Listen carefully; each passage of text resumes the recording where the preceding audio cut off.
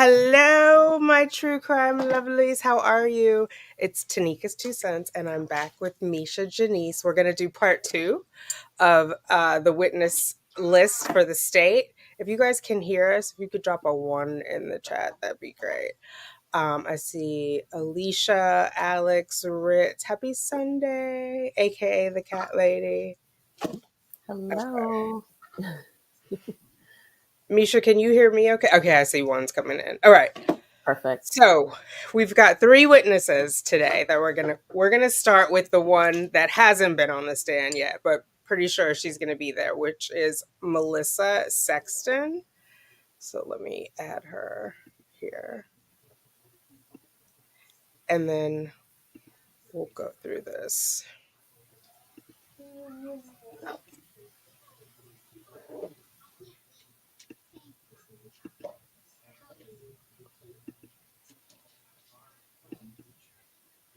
Okay, hang on 1 second. It's up. How do I make us not in the way? Nope. There we go. Okay. Yeah. So we've got Melissa. This is her sworn testimony on the 26th of February, so the day after Sarah was arrested. She is the property manager. So at 12:05, the detective spoke with her. She was closer to Sarah than to George, at least as it related to discussing their relationship. But let's get into her audio.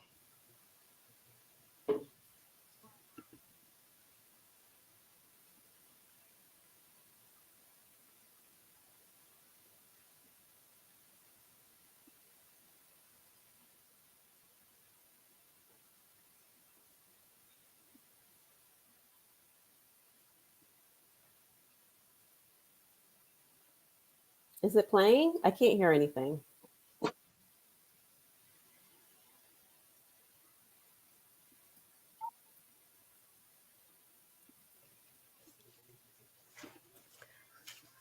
You were not hearing any of that? I'm not. Nope. Okay, let me unpresent and represent. Hang on.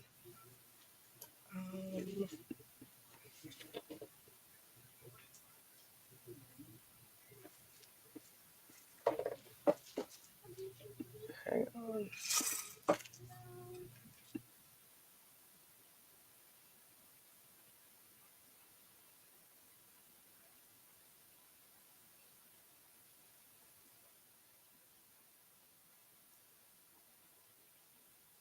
You had told us that Sarah would confide in you Good. about her and George's relationship. Can you hear that? Can you Yes. tell us further what she would tell you?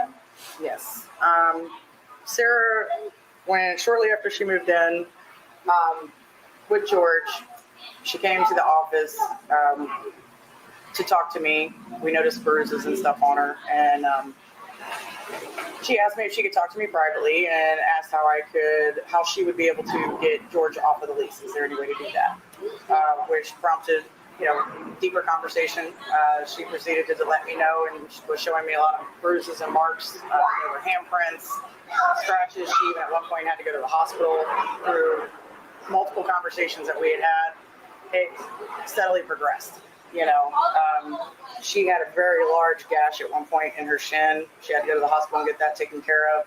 I'm not exactly sure what it was from, but I think it had to do when they got into a fight outside and something got broke. I think it was one of their wine glasses or something. But, she came to me at one point asking, what do I do? Like, how can I get rid of him? I've never dealt with this type of situation. I just counseled her as she continued to come to me and explained to her that, she had to make a decision if she was going to stay with him or not be with him. If she, was going to try to work things out, they needed to seek out therapy, help, something. It wasn't too long after that last conversation that I found out the police had come and George was arrested. I don't remember about how long it was in between time, but there was another incident after that where they both got arrested, all for domestic. The complaints throughout their whole term, roughly about 20 to 30 noise complaints, fighting, arguing, banging on doors, loud music. It was just always something pertaining to their lifestyle. I do know that I have seen both of them intoxicated as early as 9 o'clock in the morning, and I mean staggering, falling down, intoxicated, both of them. And there was a noise complaint that I had received about some fighting one day that was going on, and Sarah was actually wandering around the property very drunk, barefoot, not properly dressed, I'll say it like that, sitting on the side of her building over by the retention pond. When I was told about that is when I approached Sarah, sat down, talked to her. I even had also separately went and talked to George and told them that once they had sobered up, I needed to have a meeting with them. The following business day, because this was a Friday, I do remember that. I went to see them Monday, roughly about 12 o'clock. They were sober. They apparently had some epiphany, that they were going to straighten themselves up and start acting right. And they did very good for, well, it's basically until now. I haven't gotten any complaints since May of the past year, But up until that point, the complaints were consistent, monthly, always.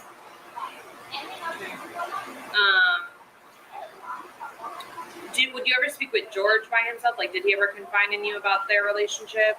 The one time where, like I was just saying, that when I talked to her, she asked me to go talk to him. But she's like, please, go put the fear of God in him. Fear of God in him. I'm a very stern property manager. I don't tolerate a whole lot of crap. Right. And she knew that. And she seemed scared of him at the time. So I said, sure, no problem. Just stay here. I will go talk to him. I went over, sat down, talked to George. I talked to him for about 30 minutes altogether. And, George had explained to me that she was actually the aggressive one. And the reason she ended up with marks is, in my perception of what he was trying to explain is that she's very hands-on, in the face, dramatized in talking and explaining or fussing or whatever they might have been doing. Right. And I believe that because Jean, my assistant, doesn't even like to deal with her, would avoid her like the plague because she was always drunk and she's very hands-on. There was one day, as a matter of fact, it was that same day that I talked to George by himself. She kept grabbing me by the arms to the point that I told her, I said, you touch me one more time, we're going to have a problem. I'm either going to contact the police or whatever we need to do, but you can't keep crapping on me. I had asked her several times to quit touching me. And because of that, she would do the same thing to Jean, and Jean didn't like it. Right. So, that's what he was explaining to me, is she was always the touchy one, the aggressive one, not that she was hitting him, but she would be like in his face, or she might, push him, or, little things like that. And she would block him from coming out of the room or whatnot, and he would take her and move her. You know what I mean? And just, that's the way he had explained it to me. Right. She has told me, even literally to Monday, I have been told by her several occasions that he has drugged her around by the hair of her head. I've been, told about by neighbors. I'm sorry I don't have it anymore, but at one point a tenant actually sent us a video clip via text of them two fighting and beating on each other out in the backyard. There was another complaint incident about a ladder being propped up to the wall that George was using to climb over the wall to try to get back into his apartment, sneaking in and out. There was another night, sorry, I forgot to tell you about this too. I got a call for one of my vacants in building 24, 4724, which is not their building. There was a tent set up on my vacant back porch. And it's apparently where George was sleeping for a couple of nights because she had him out of the house. I have another tenant here who may or may not speak to you, I'm not sure. For that reason, I don't want to give you her name just yet without talking to her, but George and her fighting a different evening had actually wandered into her home. He was so drunk and had no idea where he was. And when she came home, luckily her kids were not there because she's a single mother with 3 kids. George was actually upstairs in her house, hollering, looking for Sarah, thinking he was in his apartment. So we've had some incidences with them in that aspect, but nothing has ever been so bad that, I didn't feel that we could resolve the problem. And like I said, we haven't had any issues since May of last year. No complaints, no nothing until this. So we thought, hey, they're doing great. Maybe they fixed the problems. I mean, Has she come to you since May of any issues? no, Okay. not one time. But then again, you did. It basically, they were told you're going to be evicted if there are. Yes. So it's kind of like tighten up or get out. Yeah, it was put up or shut up. I was over it. Yeah. If it continued, I was putting them out. Right. So. Did you ever see any marks on George? No, not one. Not one.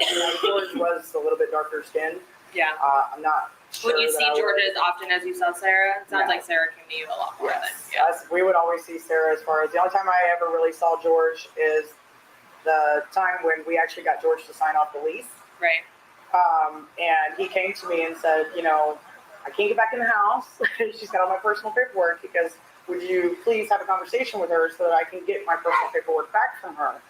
He goes, but do you have a set of bolt cutters for my bicycle that's out back? And I said, what's it chained to, And he said, it's actually chained to your AC unit. I said, yeah, no problem. I'll cut the lock. I'll cut the lock for anything attached to my AC unit. It's not supposed to be attached to that. Right. So I went out back and actually cut the lock on both of the bike locks because Sarah would not answer the door for me because she knew George was there. Once George was gone, she had actually, because Sarah had my cell phone number, being that I had already went through and just got out of a very abusive relationship, Sarah knew that because, I confided in her and explained that. She did feel a lot more comfortable in coming to me. So I told her if she ever needed someone, or it was an emergency, she could reach out to me and I would do what I could to help her. I felt bad for her. But after a while, when she just kept taking him back, I just told her, I said, you're just going to have to call the authorities on your own. It's obvious you don't want it to stop. He's not doing anything to get help according to you. Can you just keep dealing with it? I mean, there comes a point where it's just stupidity. But that's the run-ins and incidences that I've had with him. I've never seen a mark on George, and he's never told me that she's hit him at all. Okay. But she has told me in front of him that he has hit her and things that he's done, and he was not denying it. He never denied it. So George and her both expressed to me on many occasions that they knew they needed help. But I'm guessing due to their financial situation, not having any work, probably why they didn't do much. Right. When you saw them together, who looked to be like a more dominant? I mean, did one seem to be more dominant over the other? George was very confident. He wasn't arrogant or anything. He, for the most part, stayed to himself. Like I said, there are a couple people here that he knew, from, I will say, another life from Philadelphia. And, George was the one I always seen driving the vehicle. George is the one I always seen playing with the child. Never saw Sarah outside playing with her kid, ever. As a matter of fact, most of the time, Lucas, you would find him riding around the property on his bike, unattended. No parents outside, no nothing. Because I had actually had a conversation with Sarah about that. And I said, the kid was a great kid, don't get me wrong, he never did anything to get me in trouble, but it was more my concern for his well-being. When he's all the way riding over here around some of these corners with the dumpsters, these people don't see nobody, and they sure ain't gonna see no kid on there. So I had a conversation with her about that, and we haven't had any really problems. I can say I've only seen Lucas on his bike away from her like that twice. She actually had secluded him to stay in front of the building, which was fine. I just didn't want him to live again. But yeah, you didn't see Sarah out at all. The only time I ever saw her, especially after the incident that took place with Emmett and his ex-girlfriend, it was more like a confrontation that took place in the office. She made an accusation on Emmett saying that he was trying to forcefully, I don't want to say rape, but he was trying to push himself on her. On Sarah? On Sarah. She made that claim. Some tenant, a different Yeah, tenant? another tenant that knew George from Philly. And they confronted the two of them. I will say Sarah held her ground when the girl confronted her and asked her and said, don't lie to my face. And Sarah said, yeah, he did. So I was surprised because she knew that girl was over butt. And she's larger than me. So, I was like, oh my gosh, okay, well, maybe there's some truth to that. But it ended up, just fizzling out. It was no big deal. After that situation took place, you really didn't see Sarah too much. She was pretty intimidated. Those two folks are actually a pretty large family that I have living here on site that actually took up 4 units at that time. So the whole family lived here. It's a little intimidating. So after that, we really didn't see a whole lot of her. But before that, they would hang out periodically. The other two families, no. They just knew each other from back in the day. Oh, the couple did? The kids did. The kids? Yes, that's what initially prompted it, and then that accusation was made during that same time. Okay. So, and when it comes to the kids on my property, I stay very involved with them. Yeah. We had some issues with our bus routes and all kinds of stuff, and we had some kid vandalism being done, broken glass bottles. They were pulling glass bottles out of the trash, breaking them, thought it was fun. And one kid told on another, and the parents got involved. It became a little bit of an issue, so I had to get in the middle to squash it, I didn't want anybody fighting on the property or kids getting hurt for that matter. But that's it. Is there anything else that you think is important for us to know about Sarah or George that we haven't discussed?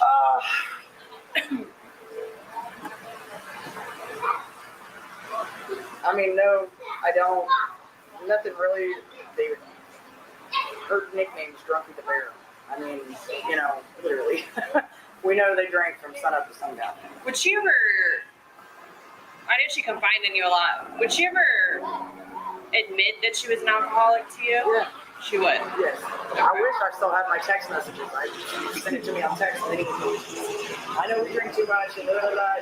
She told me that George one time had enrolled in AA and was getting help. Now, whether that was any truth, I have no idea. A lot of stuff like that I just take with a grain of salt. Right. I think she was more concerned about the image that was being put in my head for them, and I think she was just trying to paint a prettier picture. Right. Because I will say, it was like a week later, she was drunk. And when we go, inspecting the property and walking around different projects, we do a lot of pressure washing throughout the year. We do that a couple of times. I ride around the back sides of the buildings, checking everything out. We've got a property drainage system back there. You always knew, because you'd ride back there and you'd hear 9, 10 o'clock in the morning, they're drunk, falling down, cutting up. My God, I can't imagine you being drunk like that all the time. Jeez. Okay. Can you raise your right hand for me? Yes. Promise and swear everything we've talked about has been true and accurate to the best of your knowledge? Yes. Since they're recording 12-20 hours. So Wow. that was Melissa. And Melissa, she mentioned in there that there was a DV claim that she had at one point. It came up in the trial. It's in the process of getting Sarah to trial. One of Sarah's public defenders who was conflicted out is because that person had represented Melissa in another case. Okay. Yeah. Okay. Yeah. So there was a lot going on there. You heard about George being taken off the lease at one point. There was a lot. Yeah, I wrote a couple notes, the first of which was when Sarah apparently asked her, Melissa, to put the fear of God in to George in speaking with him. Like, is that some sort of vindictiveness or retribution, or she wanted some kind of punishment for him? How far does that go? Right. And she had said that on one of the arrests, the 2018, where they both got arrested, she said put the fear of the cops in him. But it felt like soliciting help, right, to punish him, like soliciting external pieces to she like wanted him to be in fear. Yeah. Either in fear of her or in fear of the control that she can exert over other people. So yeah, that stood out to me. And then also Melissa Sexton noting that, none of the neighbors have complained for, I don't remember how long, she said a year, maybe. Is that because they were complaining nonstop before and you weren't doing anything? the community was not doing anything. So just like we heard Brandon Motes, Yes. was the neighbor, he testified that, yeah, he would hear them all the time, but after a while, he just kind of tuned them out. So that's possibly what happened with the other neighbors, why they weren't bothering to complain anymore, because the neighborhood wasn't going to do anything about them. Right. And Vinny even said Sarah had told him to be quiet, right? Or to if you hear any noise. So maybe she was warning people off because just Right. like mind your own business, you don't need to get involved, you don't need to call the police type, Right. you know? Right. Ugh. Yeah, that's not good. Yeah. I mean, I'm not sure like what the state expects to get from her. I feel like, well, I guess she's kind of neutral-ish. She can talk about him being taken off. Well, I don't know why that would be good for the state. I don't know what she would be saying specifically that's good for the state. To support. I think that comment that, the fear that she wanted George to have, that could possibly be it. I mean, um, the state basically said she wanted him gone. She wanted him to die. She wanted him to be in trouble. She said it herself in the drunken video, for all the things you Yeah. see. Like, this is how it, so. And it seems to kind of follow her behavior like that we've seen since she's been incarcerated, right? Like in the behavioral notes, like she wants that, I don't know, the last word, the last jab. Like it's just. Mm-hmm. It's a control Yeah. thing, I think. I think all of the she's fighting for control, and just even in the smallest of things, right? Of like Yeah, water and snacks or what have you. right. Yeah, she wants to, and if you won't listen to her, then she's gonna find something external to that to like bolster her control, And assert some type of dominance. Yeah. Yeah. Agreed. So we saw on the stand Abraham Moreno, the maintenance guy. So I have that video. And then the last one I have is Juan, which at first when I saw Juan on the stand as the first witness, I wondered why. But then as I thought about it later, it is like a connection to George, like to start off, with his humanity. So I thought that was powerful. But I feel like he may have been nervous, like when you listen to the audio of his initial, but it was still fresh then too. So I'm not sure, but I got chills when he was on the stand, and then He was incredibly Abraham, nervous, and you could tell. But I mean, he's probably never done anything like this before. He's on a big stage and he's talking about his big brother. So I could totally understand. I mean, I can't understand, but I think I can, sort of empathize with his position. He was very nervous. And also, I think they invoked the rule of sequestration. So since he is a family member, they often have family members testify first so that their testimony will be over and then they can sit in the gallery to watch the remainder of the trial. So that's one of the reasons that they call family early on in cases. got it. Okay. All right. So our next one up is going to be Abraham Moreno. Approximately 11:45 hours. This is in reference to Orange County case number 20-017904. I'm currently located at 4704 Lucier Court. In Winter Park, Florida, 32792 at the Tealwood Park Apartments complex in the front office. Also with me is, can you state your name, sir?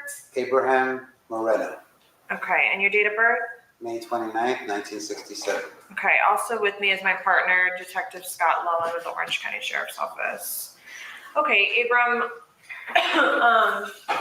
prior to us going on recording, I was informed by Melissa, who's the property manager, that you knew George Torres. Correct.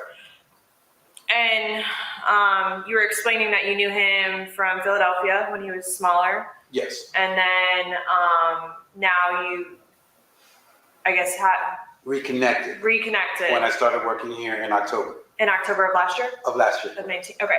So you said that you last saw him, you said it was last Tuesday?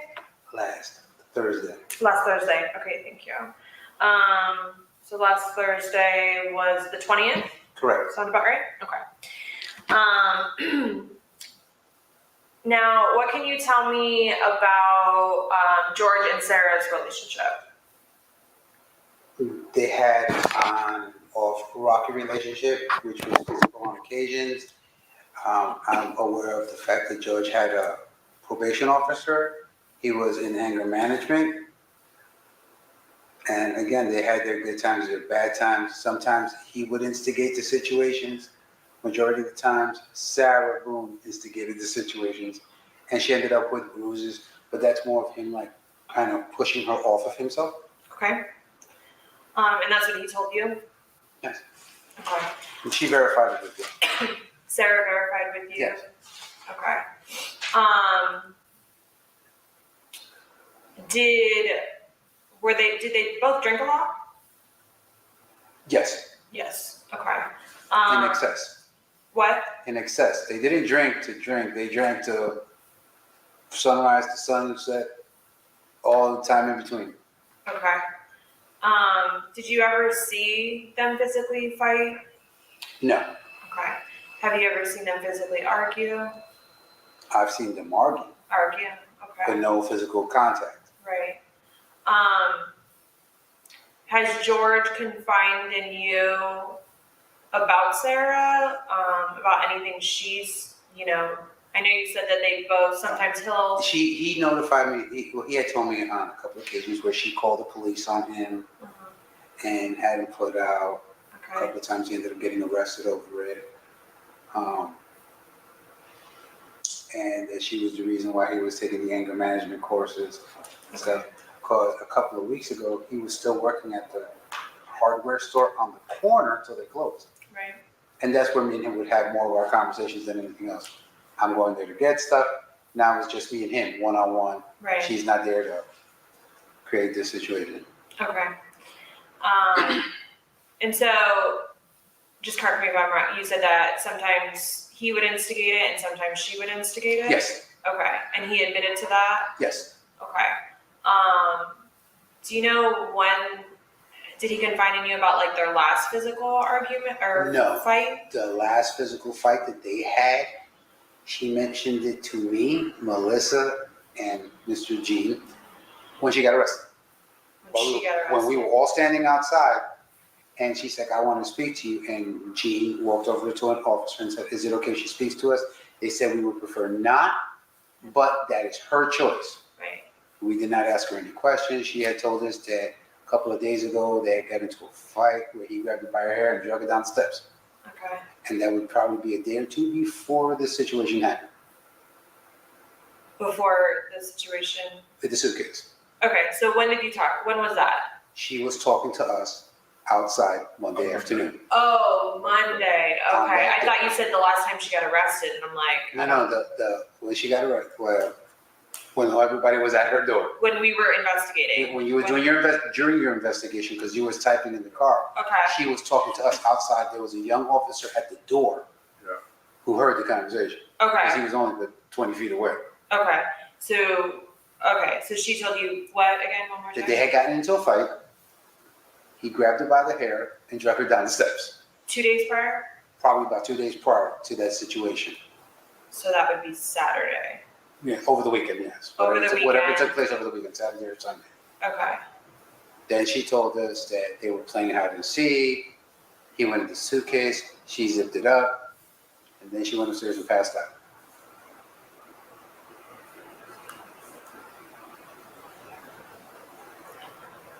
Did he ever confide in you, like, what he did? like for fun? Besides like the drinking, like is there other activities that he did? Did he ever tell you like, oh, I'm trying to get into this? They actually used to do a whole lot of arts and crafts inside of the town, and they did a lot of it with her son. Kind of, there wasn't a perfect relationship, but they tried, I guess, in their own way. Right. Okay.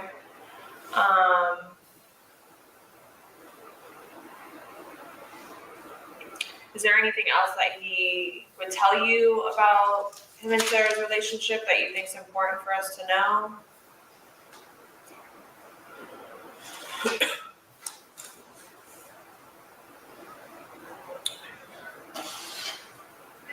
I think you actually know it all. They just had a very rocky physical relationship, on and off. Okay. Did you ever see marks or bruises on him? Yes, Okay. Like what? scratches on the neck. Scratches.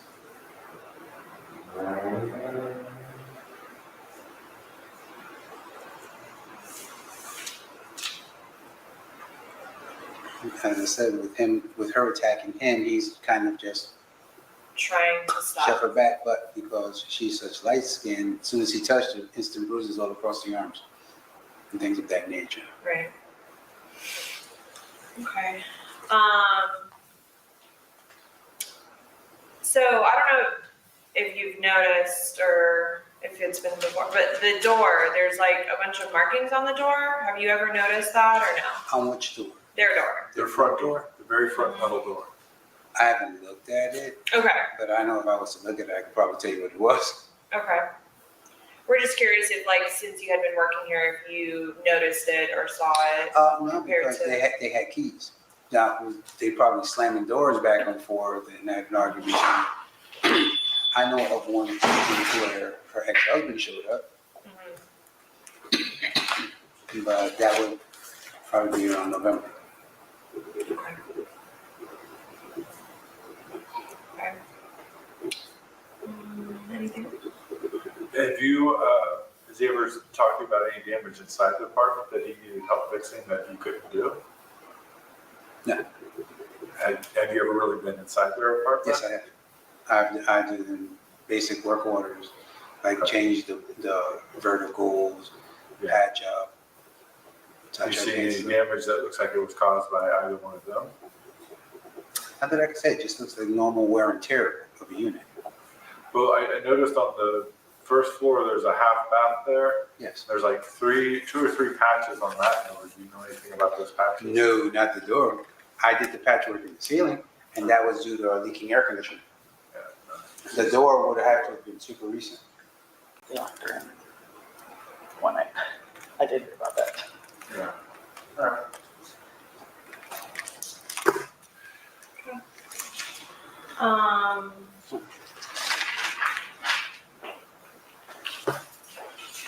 And you said has Sarah confided in you where George is not there? Or is it like, The most she ever did was, we're fighting, we're arguing, he's always arguing with his ex-wife over the phone. I just tried not to get in the middle of that. Did you know his ex-wife, or was that prior? Oh, that's well after, That's because I lived down the street from George, for how long?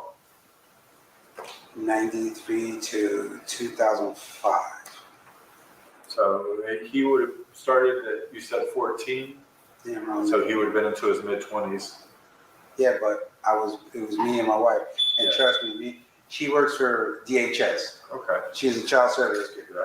My son is a Philadelphia police officer, different circles altogether. Well, that's what I was going to ask. How well did you know him up there? Oh, not like I said, to me, he was just a teenager running around with the other kids. And I Did was you like, see him at the corner store and stuff like that? yeah, stuff like That's that. about Well, literally on the block, because I lived here. My brother-in-law across the street was my ex-wife's aunt, and then George. it. Okay. So it was, and then her mother lived across the street. So restaurants. So no matter where you go, everybody sees each other on corners and stuff. Now down here, Was it just coincidence you got the job here, was walking through and ran into him and went, Yep. holy cow? Okay. That's literally what happened. It was like, whoa, real small world. Do you ever go out, hang out with them, have Nope. dinner, go drinking?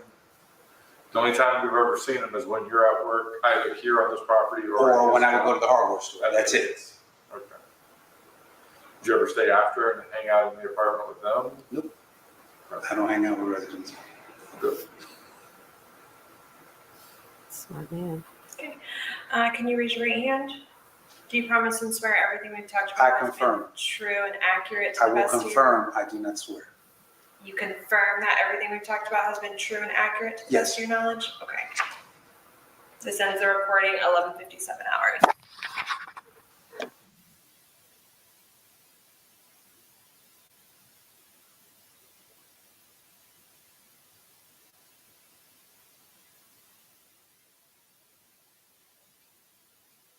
Tanika, are you around? I am here. Sorry. No problem. A lot going on over here. Whoops. So I wanted to, on one of the things in one of the comments from the earlier one, someone talking about Melissa laughing. I too think it's out of embarrassment, right? Like she has that nervous kind of laughter. I don't think it's because she's not being honest. That's exactly what I pinned it on. A nervous laughter. Yeah. So what did you think of what he said here versus what he testified to? I'm trying to think of what the differences were. I feel like he pretty much kept to the same script. I know on cross-examination, he was questioned by defense about the actual day that he said a statement, that he made the statement. And there's maybe a little bit confusion about the days. To me, that is a little bit inconsequential. Yes. And I thought, because it was Henderson who crossed, I felt like he was like very aggressive out of the gate. I'm not sure if like defense attorneys have to be scary, but it just seemed like he was like, rah, as soon as he started questioning him. Yeah, he's a little extra. He either plays the "I'm confused, help me understand" sort of card, or the, card where it's just like immediately on you about something that maybe doesn't really seem to matter that much in the general scheme of things. But yeah, I had seen some comments about Henderson's way of dealing he with was the a court and speaking with the judge, and all of those. questioning like how long has he been doing this? And I know there's some history there, but yeah, I no further comments about him. Right. It was, yeah. I have thoughts, but I'm gonna withhold, restrain. Oh my God. Yeah. Let me get this part going. So this is gonna be Juan. And this is the 26th, so it's 2 days after his brother's been declared dead. -017904. I'm currently located in my unmarked agency vehicle outside of 8315 Baja Boulevard in Orlando, Florida. In the car with me is my partner, Scott Lowen. and in the front seat is, sir, can you state your name for me? Juan Torres, And your birthday? 1/11/81. Okay. And you are the brother to George Torres Jr., correct? Yes, ma'am. Okay. It came to my, your parents had explained to me that you had a conversation with George a few days ago. Do you recall that specific date? Yes. It was Sunday. On Sunday. So Sunday, we're looking at the calendar together, the 23rd? The 23rd. Okay, so February 23rd, you guys had a conversation. Do you recall what time that conversation took place? 7:30. Well, it finished at 7:30. Do you remember what time it started? Do you by any chance still have it in your call log?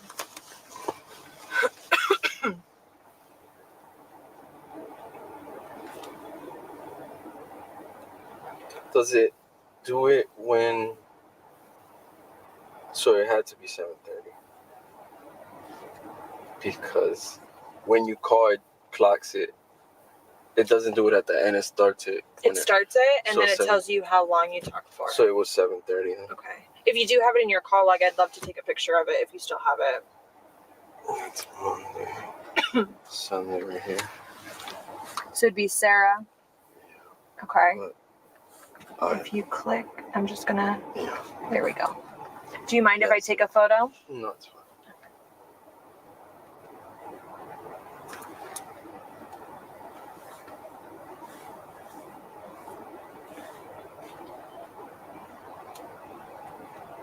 Okay.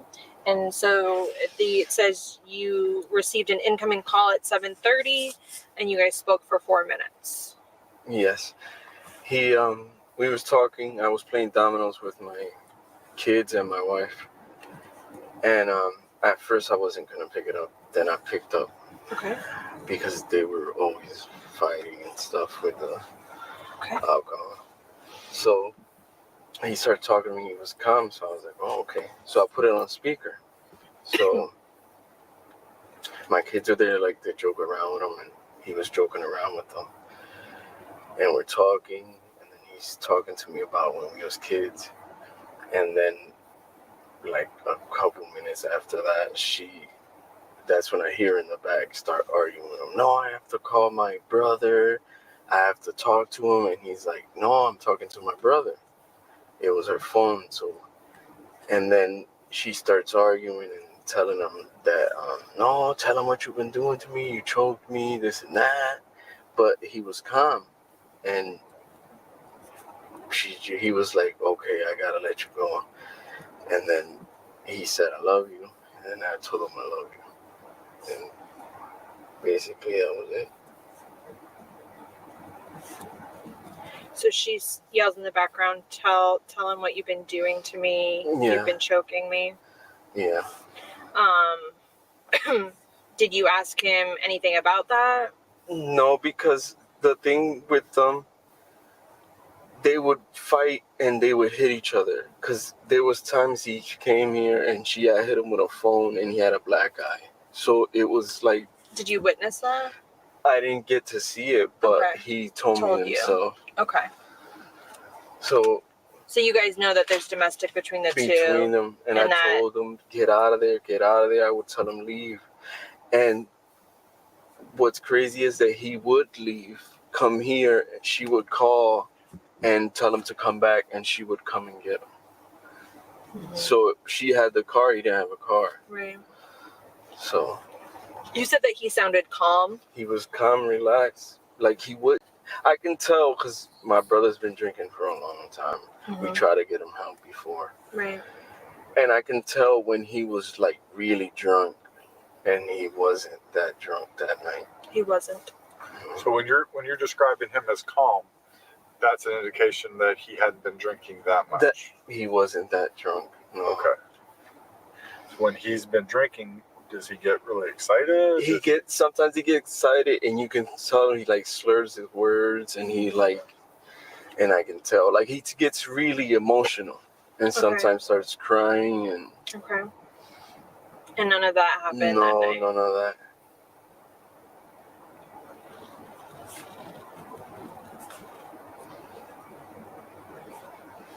Have you ever witnessed them physically fight? I've seen them because I've been to their house and she's come out all crazy. I went over with my wife and they had called me to go over there. She had called me to go over there. Sarah? Sarah had. Okay. And I was like, okay, I'll come over. That he wanted to see me. So I went over. And as soon as I get there, she comes out crazy because she had saw some guy peeing around the corner.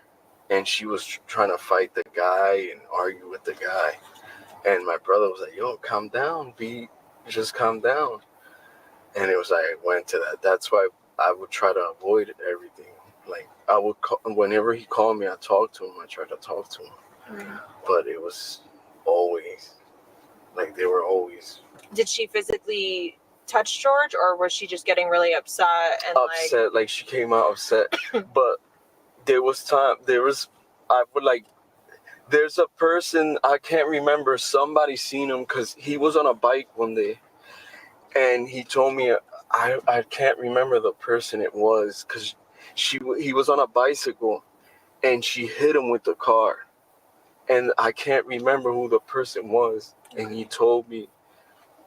Okay. Have you ever seen any marks on George? Yeah, around his neck, eye. Like what kind of marks? Like the time she hit him with the phone. Okay. He had a black eye, scratches all over his neck. Would you see Sarah every time you saw George? Off and on. Like, if I would go over there, I would see her with him. And then sometimes if he ever came here, I would see him. Or sometimes when I would go over there, he would just come out and I wouldn't see him. So you more saw your brother than Sarah? I think it was equal. Equal? Because I've seen her, sometimes she had marks and stuff. So and what do you mean by marks? Like bruises and stuff too. They used to beat each other. And where were her bruises be? I've seen on her arm, black eyes too.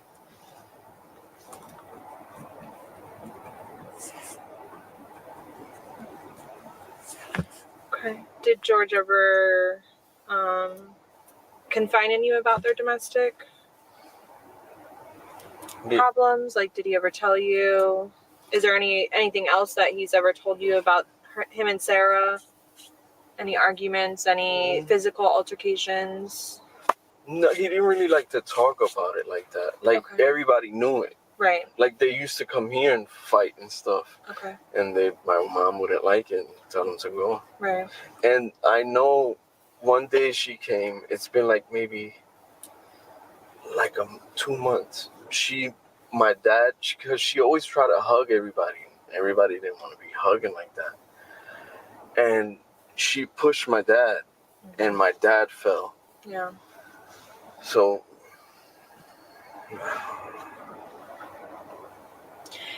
would Sarah always be intoxicated when you saw her? most of the time. And what about George? There was times he was not, he had drank, but he wasn't like drunk. Like, he would try to like eat and try to have her eat because they was always drinking so much. So he was like, we need to eat something.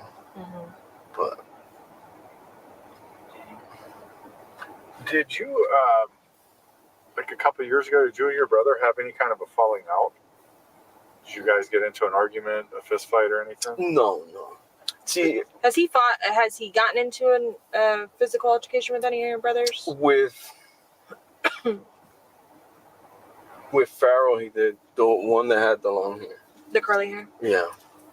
With him, but it was just... How severe of a fight was this, though? Nah, brothers. Did he Anybody go to the hospital? No, nothing like that. Anybody have, like, bloodied lips, broken noses, anything like that? Broken eye? No. He had with my other brother, too, with Mo.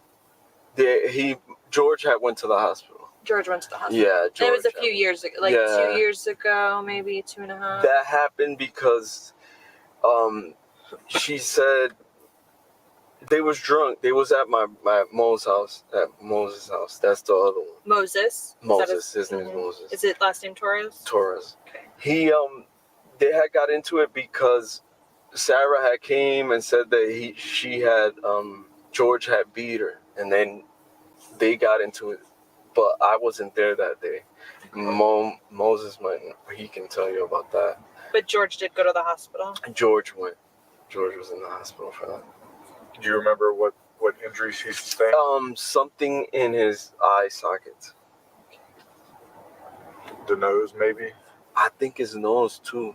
But something was wrong with his, like... Orbital? Yeah, the orbital. What? All right. Is there anything else that you think is important for us to know about your brother or Sarah and their relationship?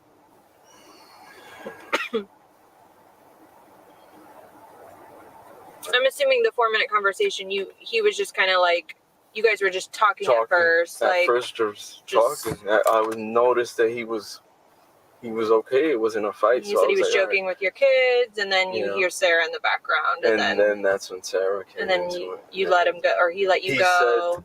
Because he was like, my niece and nephew there, they can hear you, like. So I was like, he was like, all right, fine, then. Okay. How did she sound? She sounded like crazy, like she always did.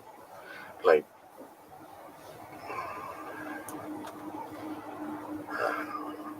she was always like that, crazy. Like, she would just start yelling. Was she yelling any kind of threats or anything? No. She was just saying about calling her brother.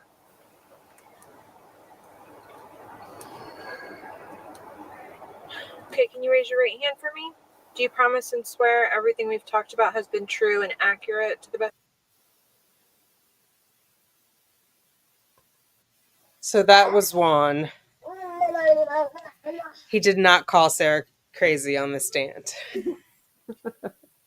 No, he didn't. He held back, but he was nervous. Yes. Even with him, I feel like he was holding back in that interview, but it's definitely, he's more relaxed than what we saw on the stand. And also, I mean, it's got to be a whole trip for that family, right? It's been like 4 years, 8 months, and this is finally happening. Finally happening, yes. I am a little triggered in hearing some of the details and comparing it to one of the other cases that I'm looking at, the Courtney Clenny case, because that's a case that had quite a bit of ongoing DV, and she ultimately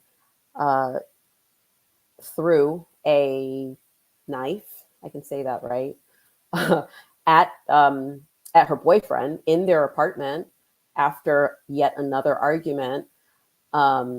The neighbors had called, the front desk, and police were getting called, and that knife hit him right in the chest, and he was killed. So I don't know what's going on, but this is she had anger issues fueled from alcohol, right? She did. She had a lot of alcohol abuse issues going on. They had been, spoken to by the police multiple times. Their building that they were living in had spoken with them multiple times. The neighbors were constantly calling, security on them. They had only been living in the apartment for about a month, and all this had happened already. I saw the elevator footage, and I've seen some of the body worn cam when she's like freaking out in the lobby. Right. And in that case as well, especially in body cam footage, you can see how she was hitting him, but he was not hitting her back, but he was putting his hands on her in order to keep her away from him. So I'm just wondering if that is, anything like what possibly happened with George and Sarah at times. It's so sad. It's definitely sad. Unfortunately, I think in both cases, like, if they had intervention, really, it might not have gotten far. They shouldn't have been together. Like, they should not have been together. Absolutely not. They were toxic from the day that they got together. But coming out of that case, not only is she going to be standing trial for his death, but there's also a wrongful death trial by his family against her, against the apartment complex, against the security company that provided security to the apartment complex. So especially listening to Melissa Sexton, I was like, I wonder if George Torres's family ever considered that. The statute of limitation, I think, is 2 years for wrongful death. So that has passed. But I just wonder if they had considered that at all, seeing as how the apartment complex that Sarah lived in was very much aware of, the turmoil that was going on in that apartment. Do they have like a duty to report, or how does that work when there's ongoing domestic violence? Like, how can people protect? I know it's Domestic Violence Awareness Month, so like Oh, is it? Man, I if should you're a have gotten property like manager some or someone in speaking that points position, do together you or have a duty? something. Sorry, what'd you say? No. Can you repeat what you said? Sorry, I got my hands full. Oh, no problem. I was just saying I didn't realize that I should have gotten some speaking points together about DV in the legal system. Yes, it is. I just wonder if like anybody could have kept them apart. I don't know. It seems like everybody knew there was a problem, but Yeah, it absolutely does sound like that. And it's sad that, it came down to what happened. And it sounds like they tried separating multiple times, but as I think is typical in a lot of toxic relationships, there's just something pulling the two forces back together again.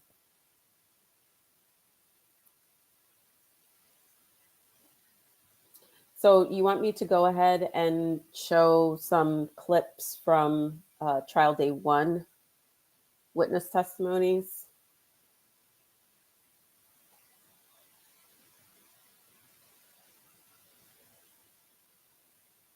Mhm.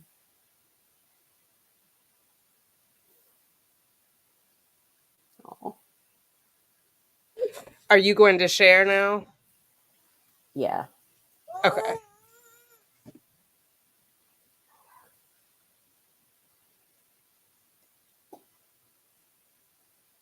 right. So these are rough edits, guys.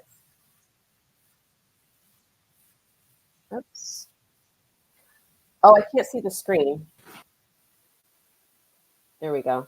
Let me just back it up just a little. Antorres. Thank you, sir. You may inquire, Mr. Cacciatore. Good morning, sir. Good morning.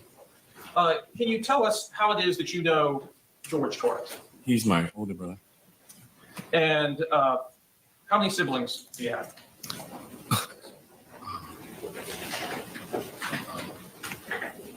6 or so. How often would you talk with him? Often we talk, I would say on a weekly basis. And how far away did you live from George? About 5-10 minutes, pretty close. Would you see him pretty often? I would try not to go away too much. Who was George living with at the time that he passed away? Wait, Sarah? And without getting into many details, what was your relationship like with Sarah? No, we didn't really have a relationship. Would it be fair to say you didn't get along with her? Yes. Back on February 23rd, 2020, did you have an occasion to talk to your brother on that day? Yes, sir. Can you tell us what the topic of that conversation was? We were just talking like we normally did. He just calling me to check on me on basically. Sarah's in the background yelling. And you recognized her voice? Yes, sir. What was she yelling about? Something about choking or how he choked her. I really don't. That was it. About how long was this conversation that you had? Maybe 10 minutes, I think it was. How did the conversation end? Because she was yelling in the background. That was it. Did she sound upset? She sounded upset. Did you talk to your brother after that conversation? No, that was the last conversation I had. Let's go back to this phone call that you were talking about that was on February 23rd of 2020. And that phone call was approximately 7:30. Is that correct? Yes, sir. And who called you? He called me. And then y'all were talking. Is that correct? Yes, sir. And when he called you, Did you notice anything about his speech or his voice? No, he was fine. Sounded normal? Yes, sir. Okay, so he wasn't slurring his words or anything like that? No. By the way he talked or what he talked to you about, could you tell at that time if he had been consuming alcohol? No, because I knew when he was drinking. Okay, so in your opinion at that time, based on what you heard and what he was talking about, you do not believe he had been drinking alcohol? No. And you said that Sarah was yelling. Is that correct, sir? And she was yelling about, he's choking me. Or tell him about choking me. Yes. Okay. During that conversation, and you heard her say that, did you ask your brother, what is she talking about? No, I did not. Did that statement at that time, did that statement surprise you? Not really. You've heard it before? No.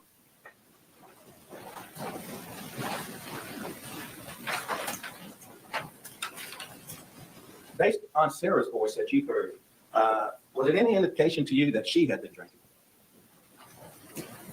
No. So, Tanika, what do you think about that? Because he's heard both of them. He's seen both of them intoxicated in the past. But isn't it strange that he doesn't think that they are on that night, that evening? It may have been a little early still, 7:30. Right. Well, we know like after they got off the phone in the timeline at 7:30, then there was some sort of argument that the front room neighbor, Brandon, heard. Mm-hmm. So that's it. I don't know. When I watched it and I commented, it tripped me up too, because I'm like, is it? Yeah, I don't know. He's so used to them being drunk that started drinking, maybe, but it was they already had the 12 something bottle, and then they went back and bought another bottle at 5. But maybe their tolerance is good, and now we know they were Magnum bottles. They were not the regular 740. Yeah, you're right.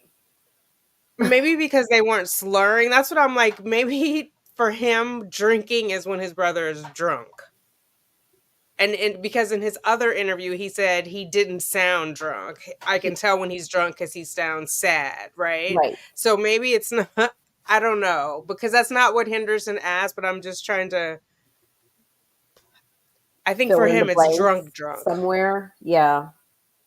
Yeah. I don't know. That just seemed like a little bit of a disconnect to me. Yeah. All right. So, guys, don't mind the edits. This was roughly edited, so it'll jump around. But the whole point was to get every one of the witnesses' testimony, kind of in a synopsis. So let's just continue really quickly with Devin. My name is Devin Jamro. That's BEVINJAMRO. Yeah, I spelled it wrong. You may question. My bad. Sir, who do you work for? I work for Public Supermarkets. And what is your position with Public Supermarkets? I am the assistant store manager. And sir, do you recognize those items? I do, yes. And tell us, what are these items? These are Publix receipts. Are these receipts evidence of transactions at Publix? Are they made at or near the time of each transaction? They are absolutely made at the time of the transaction. And is it? This is CCTV footage burned from the camera system at the location. And at Publix, is it the regular practice of Publix to utilize surveillance cameras? Yes. And in the normal course of business, are the videos from those surveillance cameras kept? Yes. And are these the cameras taken from February 23rd, 2020? And I believe there's 2 video clips included, one at 12:17 p.m. and another at approximately 5:39 p.m.? Yes. And they fairly... Joan Williams, Williams. Thank you, ma'am. Counselor, you may inquire. Good morning, ma'am. Good morning. Can you tell us what it is that you do for a living? I'm a 911 call taker from Janice's office. And how long have you held the regular practice of Orange County to record 911 calls? All lines are recorded.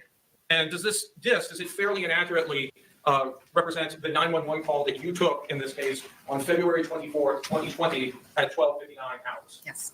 Your Honor, at this time I'd like to... VINCENTBATTAGLIA. Thank you. Okay, so just real quickly, those last two witnesses were the Publix store manager and the 911 operator. They were just brought in to authenticate the receipts for the wine, the CCTV from the Publix showing George and or Sarah on the two So different. there's two. One has George and Sarah, the one that's a little bit after noon, and then there's just George on the one that's after 5 p.m. Okay, so just introducing those into testimony, but those Right. And have I not feel been like shown yet. also, I feel like they're delivering on the opening already, right? When Mr. J was like, we're going to have the receipts. So you've There got you those go. 2 big bottles of wine that are coming in Yeah. in the afternoon, but you've got the 3 receipts demonstrating their purchase. Yes. All right. So this is Vincent Battaglia, the next door neighbor. Let's get into that really quickly. So you may inquire. Back on February of 2020, where were you living at that time? I was living at the Tealwood Apartments in Winter Park, Florida. And what were you doing at that time when you were living at Tealwood? I was enrolled in Full Sail University. I was in school. When you were living at Tealwood, did you have any roommates? Yeah, I had one roommate, Brandon. Yeah, that was it. Them. That's Brandon Motes? Yes. Did you have neighbors? Yeah. Were you neighbors with Sarah Boone and George Torres? Yes. And approximately how long were you neighbors with them? About a year, a little over a year. I moved there in January 2019. And during the course of that year that you were neighbors with them, did you have occasion to interact with them at times? Yeah. Would you ever have occasion to hear arguing and yelling coming from Sarah Boone and George Torres' apartment? Yeah. How often did Sarah Boone approach you about the things that you heard coming from their apartment? Yes. And where were you when she approached you? I was smoking a cigarette on my back patio. And approximately what time? It was pretty late. I can't remember the exact time, but it was definitely anywhere between like midnight to 2 a.m., like right around there. And do you remember how much before date when the police called that this occurred? A few months, like probably 4 to 5 months before that. So 4 or 5 months before February of 2020. Yeah. And when she approached you on this late evening / early morning on that day, what did she tell you? Pretty much just kind of like, if I do hear anything, like through the walls or whatever, out back, just kind of keep my mouth shut, like don't really speak about it or anything like that or say anything to anyone. And I just was like, okay. Did she make any motions with her hands? Yeah, like just kind of like, finger over the lips, like kind of like keep it hush, like that kind of thing. So she told you not to report anything you may have heard about arguments or yelling or fighting, anything going on over there? Yeah. Do you recall the evening of February 23rd, 2020? I do, yeah. And what about that evening sticks out to you? That sticks out to me from that night was literally just there was a very, very loud noise that I heard that was loud and powerful enough to shake my bedroom wall. And I remember that because I was sitting on my bed on FaceTime with my girlfriend at the time, and I literally felt the wall shake and stopped me mid-conversation. And she even asked me through the computer, like, what was that? And I was like, I have no idea. Did you hear any yelling coming from their apartment on that night? Before that, yeah, like it was just arguing kind of stuff. What was the last thing you heard? The last thing I heard was like the loud noise and just a little bit of shuffling, and that was kind of it. It just kind of went silent after that. Heard before this day, but it very much sounded like it was like where my bed was positioned. It was kind of towards the back of the apartment, and it almost sounded like it was coming towards me, but like on the side of me, then it was just like a loud rumbling noise. Like it literally sounded like it was kind of far away from me, and then it like ended up like almost next to me. And like I said, the walls are thin, so like it's very easy to hear like through the walls, and not even just sideways. Like I hear my upstairs neighbor, like all around, very thin walls. Now, was your bedroom, where was it located in your apartment? The back of the apartment. So it was like, there's like a little kick out next to my patio, and that was my bedroom back there, like along the grass back there. On the first floor? On the first floor, yeah. Do you have an opinion as to whether or not, based on your interaction with Sarah Boone? I'm going to object. Let me finish the question first, please. Do you know from your experience with Sarah Boone and your experience with George Torres that they drank alcohol? Yeah. Hang on. I'll withdraw to that question. Thank you. Yes. Are you aware that they both consumed alcohol to excess? Yes. Thank you. Yes, sir. Yeah, my name is Brandon Motes, BrandonMoats. Thank you. Which category you may inquire? Good afternoon, sir. Good afternoon. Can you tell us how it is that you knew Sarah Boone? I moved into the apartment next door to her when I was in college. And so how would you describe the walls that separated So units? yeah, I remember that my bedroom was like the front-facing bedroom, and our walls shared a wall with where their staircase was. So like the way the apartments were laid out, we had a one-story apartment, they had a two-story apartment. So they had a staircase running right next to the walls next to like our bedrooms. Would you ever have occasion to hear arguing and yelling going on inside of the defendant's apartment? Yes, the walls were pretty thin, so if people were yelling, you could definitely hear it. When I first moved in, it was so like it was at least like once a week, to the point that I started tuning them out. Like I got good enough at just like not listening to them. They argued very, very often. Do you recall the evening of February 23rd, 2020? Yes, sir. And on that evening, could you hear arguing going on in their unit? Not late into the evening, earlier into the evening, probably like 7, 8 o'clock that evening, probably like earlier on. I could hear arguing. And where were you inside of your apartment? I would have been in my bedroom pretty much all night. And your bedroom, just so that we can paint the picture, where would that would it have been, on the first floor or the second floor? We had a first floor apartment. Okay, so all the units were, or all the bedrooms were on the first floor. Yeah, like I was saying before, we had a one-story apartment, and then they next door had like a two-story townhouse. So we only had the one floor. Understood. And at a certain point in the evening, did you hear a loud crashing sound? Yeah, probably around 10:30, 11 o'clock that evening. And can you describe that sound for us in more detail? I mean, yeah, literally, like I said, at like 10:30, 11 o'clock, it's the way their staircase was set up. I could, my bedroom, the top of their staircase would have been like above my ceiling, and it ends next to where like my roommate's apartment was. So I could hear something start above me super loud and then fall away from me, like it was falling down the stairs. Did this affect the walls that were between your two apartments? Oh yeah, me and my roommate. I remember me and my roommate talking the next day about like we could literally like it shook both of our rooms. Did you ever have occasion to talk with the defendant about what happened? I never saw her after that. She would have. Yeah, I never saw her after that happened. No further questions. Correct. Is that correct? Yes, sir. I think you said you tried to avoid them. Yeah. I don't like drunk people, and they were drunk a lot, so I did not interact with them. Okay. Do you remember this interaction with Sarah Boone in 2009 when you woke up and witnessed Sarah? I would have been 9 years old in 2009. I'm sorry, 2019. Good catch.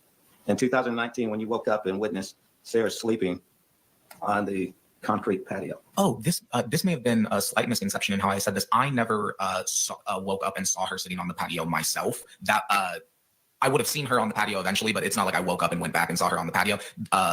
This was my roommate relaying the story that she had fallen asleep on the back patio, and then I like saw her. Or did you see her? I saw. Yeah, I gotten locked out of my apartment, so I was waiting on the steps I was like waiting on the steps outside of my apartment for my roommate to get home. So she came up and started talking to me.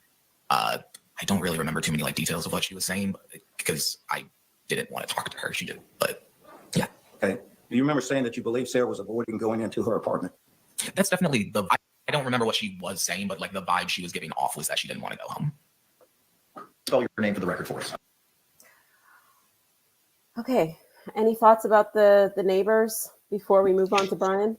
Yes, but before we move on, I also want to say Brian has an amazing head of hair, and his sideburns threw me back to the 70s. He looks good. He looks much more relaxed than when we saw him on the the 24th of February back in 2020. Anyway, okay.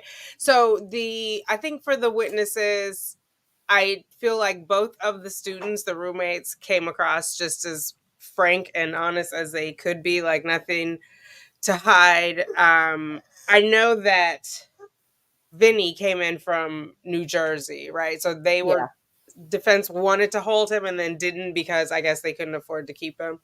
So I liked those two. Yeah. I liked Brandon's specificity about like when he was asking the questions back, and he didn't just go in when Henderson was like saying, were they going back and forth? He was like, I heard two voices. I heard a male's voice. I heard a female's voice. I'm not saying they were going back and forth. Yeah. So yeah, and his quickness with I was 9 in 2009, and Henderson was He like, was oh right on yeah, top of that. I oh my like god. that. Well, he was born in 2000, so I think that makes it easier too, right? But yeah, it was he was unfazed, unbothered, and just like very matter of fact. I Very enjoyed matter his of fact. testimony. Yeah, I Yeah. agree. They are both believable witnesses. I mean, they don't really have a dog in the fight, so they just said what they knew. So Yeah. last week you were on the fence about if something went down the stairs. What are your thoughts now? Girl, I still don't know. I still don't know. It's We hard. saw photos. Photos. We're going to see a couple photos in a little bit, introduced through Miss Roughgarden, and we saw a picture of the staircase, The but bottom from the of the side. stairs. Nothing was disturbed. It didn't Right? look like anything was disturbed. I don't know if I could really tell what was on that bookcase, but there was a bookcase facing the stairs. So like the stairs are going up this way and there's a bookcase right here. So leaving very little foot room at at the bottom of the staircase. So if there was a suitcase that went down that set of stairs, it didn't mess up the bookcase or Right. whatever was on it was It cleaned could up. have stopped short though. Like maybe it didn't hit all the way to the bottom of the stairs. I don't know, but the way they're describing it, it seems like it would have enough force, so something. They heard something going down those stairs though. Definitely. Yeah, I'm convinced they heard something. Yeah, I don't know. I don't know if we're going to get an answer to that. Yeah, I don't know. And then oh my god, we're not there yet, but it's on my mind. The fastener on the suitcase when we get there. Like there I thought it was a whole paper clip the way Sarah described it. Not that that would have been fantastic. I don't even know if that was a nub on there. Like, are you serious? Even if he could get a finger out, how is he supposed to find that? Anyway, don't get me started. Yeah. Yeah. Don't get me started on the on defense counsel asking her, well, are you an expert? How much experience do you have with zippers? She's like, I open them. Let's go into Brian Boone, who was kind of a pleasure to watch. I don't know. I don't know. I don't know what to think about it. Brian Boone, BRIAN BOONE. Thank you, sir. You may I'm so nervous. Good afternoon, sir. Good afternoon. Can you tell us how it is that you know the defendant? I dated her for quite a while, and then we eventually got married. When you say you dated her for quite a while, how long are we talking? I met her in the late 90s, and I believe it was around 2005 when we got married. Did you have any children as a result of your marriage with the defendant? Yes, we had one son. And how old is that son? He is currently getting ready to turn 14. Did your marriage with the defendant last? No, it did not. And approximately when was it that you separated and began proceedings for divorce? Probably 2017, I'm thinking maybe. And at that time, when was your divorce actually finalized? Maybe it was 2016. I think the divorce was 2017, I believe. And after your divorce, what was your custody arrangement with your son that you had in common with the defendant? She was supposed to have him on Mondays and Tuesdays. I would have him Wednesday, Thursdays, and then we'd alternate Friday through Sundays every other week. So February 23rd, 2020. On that evening, well, apparently Sarah called me at one point during the night. Do you recall about what time she called you? I think it was 11 something. When you answered the phone, how did Sarah sound on the phone? She sounded like she had been drinking, was pretty drunk. Were you able to understand what the defendant was saying? Somewhat, but she woke me up. I had work the next day. I was asleep when she called. She's done this before, calling me late at night, and generally I kind of just try to ignore it, so I wasn't really paying attention. Who was she living with at the time? George Torres. When she called you late that evening, could you hear George in the background at all? Not that I remember, no. Did you pay much attention to this phone call? No. Now, the following morning, on February 24th, 2020, did you begin to call the defendant? Yes, I did. And approximately what time did you begin to call the defendant? I think it was like 11 o'clock or something. And why was it that you were calling her? Well, it was going to be Monday. I had him on Sunday and dropped him off at school, and I was calling to trying to find out if she was going to be actually picking him up that day. Why would you have a question about whether or not she was picking him up? She wasn't generally very good about actually getting him on the day she was supposed to. So it was not uncommon for you to have to remind her to pick him up or to make sure that she was going to pick him up? Well, I mean, remind or just find out if she was going to, or if she was just going to give him over to me as what happened. Do you remember at what time on February 24th you actually got in touch with the defendant? It was like 12:30 or something. And when you actually got in touch with her, what did she tell you on the phone? That George was dead, and if I would come over. Did she say what happened to him? I don't remember if she told me then on the phone or when I got there, but she told me they had been playing hide and seek and that she fell asleep. What did you advise her to do? I told her she needed to call 911 and that I would come over as soon as I could. And this is on your first phone call here at approximately 12:30 Yes. on 2/24/20. Yes. Did she call you again while you were en route to her residence? She did. She called to find out if I was still going to be coming over. And when you spoke with her while you were en route, what, if anything, did you advise her? I told her she needed to call 911 and told her I was on my way, but she needed to get somebody over there. How long did it take you to arrive at her residence? From the first phone call or? Yes, from the first one. Total time, maybe 10 minutes. When you arrived at her apartment, tell us what she told you when you arrived. George was dead, and once again, I don't remember if she told me now or before that they had been playing hide and seek and she fell asleep. But I, at that time, told her again she needed to get 911 called to get somebody over there. Had she called 911 at this point? No, she had not. So you've advised her now 3 times to call 911. Yes. Did you go inside of her apartment? I walked in the front door into the little tiled area, like entranceway thing. What, if anything, did you observe when you made it to that point? Looking into the living room, I could see like the end of his feet and maybe a little bit of some legs that were kind of coming out around the backside of the kitchen area. Did you continue to go into the apartment? No. Where did you go? Sarah told me she was going to call 911 and go outside and have a cigarette and a drink and asked me to come out there with her. And I told her that I didn't really feel comfortable being inside. And I went out front and got in my car and waited for people to show up. Did you witness the defendant call 911? I think I was in there when she dialed it and first got somebody on the phone, but I wasn't there for the whole conversation. No, I was outside. Did you stay there at the scene while police arrived? Yes. Spell your name for the record. All right. Brian. Great Why is it that head of he had hair. to tell her the hair? Why is it he had to tell her 3 times to call 911? 3 times.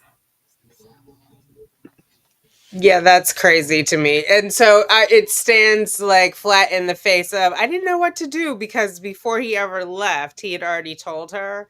So what was she doing? What was the plan? And then she called him back to make sure he was on his way. But on the call log, it doesn't look like she called until he arrived. Oh, really? Yeah. So Like- she knew what to do. Even if she didn't know before she talked to Brian the first time, she knew after. So why didn't she call immediately? Exactly. Exactly. Ugh. And if she got up, so this is like 12:30. She calls 911 at 12:59. What were you doing all that time? Like, what were you thinking about what to do? Because Brian was calling her and calling her and calling her. And the last time Brian called her, she picked up and said, George is dead. At 12:30, correct. It was at that point, it was like 12:49-ish, something around there when she finally picked it back up. Yeah. Okay. Okay. But yeah, it was, I just don't know. I have so many thoughts now. Like after I saw what was in the suitcase, I feel like maybe he was trying to get away. It's just as at some point I feel like she knew he was dead, and she was just trying to cover her tracks, like before thinking, oh, Brian can help me or whatever else, like, because she was too comfortable with the body already in the house, right? Like walking in and out. She wanted to go get a soda. She wanted to go, like, ma'am, your Get loved one cigarettes, get sodas, is here. get water. Yeah, right. But it could be a Sarah-ism. We know she likes control. She's asked the judge for water, so maybe now it's not as big of a thing for her to be like, I need water. I don't know. Sarah's weird. I don't know. Yeah, let's should we skip over Abraham? I think we can, yeah. Okay. Let me see Oh, if I- although I want to say in the chat, they were saying like how they didn't hear him say, or he didn't report that Sarah wanted to teach him a lesson. But we did see that filing last month, I guess, somewhere between now and when Owens came on, about him saying she wanted to teach him a lesson. So that was coming up in the chat. I don't What filing know. was that? I didn't hear him say it when we just listened to it. So I don't know that, I can't remember in their filing if they were saying he said it then or I don't know what was, it was confusing, but they put it on the record and he testified to it. So Yeah, it seems like there was some discrepancy about whether he told the officers the first time he spoke with them. right. Yeah. Let me okay. So we'll skip Abraham and we'll go over Kayla, oh my God, she was like a little Barbie doll. She was so beautiful. I know. Okay, so I did not pull clips of the body worn camera, Okay. body worn footage. Because I think you've shown it before, right? Yes, there was a slip, like we saw the body though, and all the other footage we've had, he's been blurred out. So we did see his body laying there. And it was like right as you walked in, which made it even more egregious to me that Sarah wanted to just pop in and get Just stuff step and pop over. back out. Yeah, she did. Although Sarah had questioned why he was purple, right? And the slip when we saw the body didn't look purple to me.